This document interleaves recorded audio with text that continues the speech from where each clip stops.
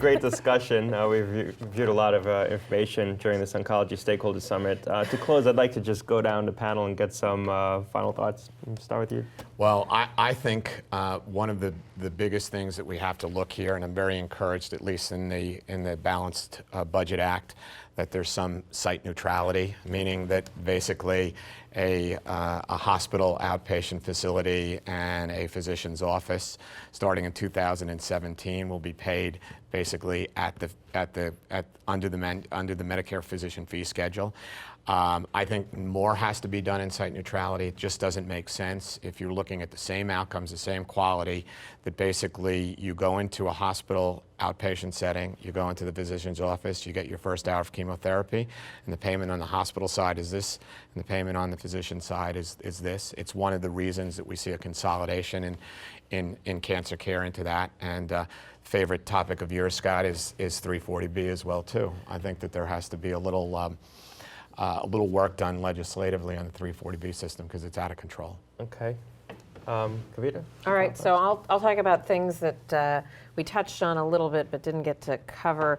Ted mentioned kind of the patient's voice in this, or kind of their definition of value.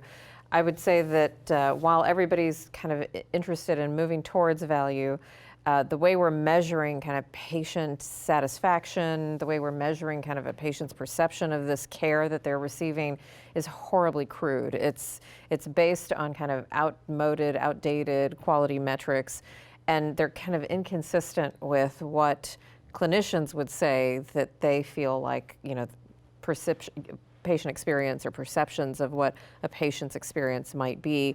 And I'm speaking specifically about some of the consumer assessments survey tools that have been long, because they're the only things that are available that are able to be used. And I'm hopeful that in the push to have the government is the big payer in the room for Medicaid and Medicare, and everybody is so kind of intentional about using kind of the government tools. However, we're seeing in the private sector better innovation around how a patient's experience can be measured, yet we're not seeing that integrated well into any of this. Like, for example, with cancer, I think Ted's organization has done a much better job at looking at what patients really want, yet we're seeing payment models that are being rolled out with very mandated measure requirements of patient satisfaction or patient surveys in general.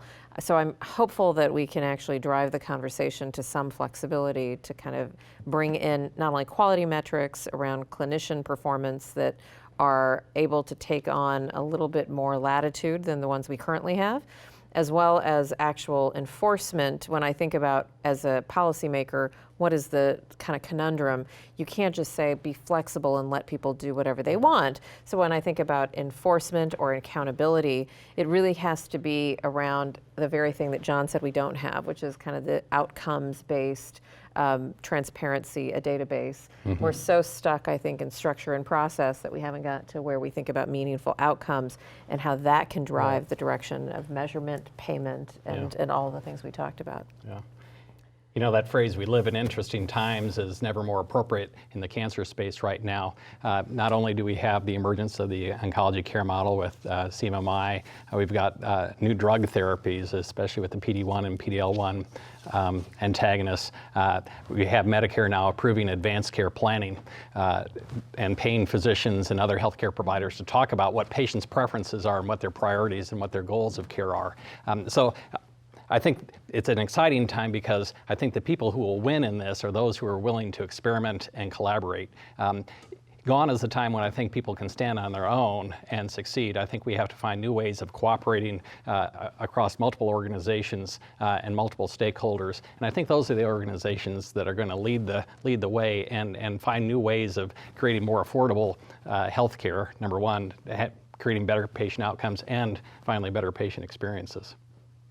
On behalf of our panel, we thank you for joining us, and we hope you found this peer exchange informative. To hear additional insight from our panelists and other experts in the field, please join us as the Oncology Stakeholder Summit series continues.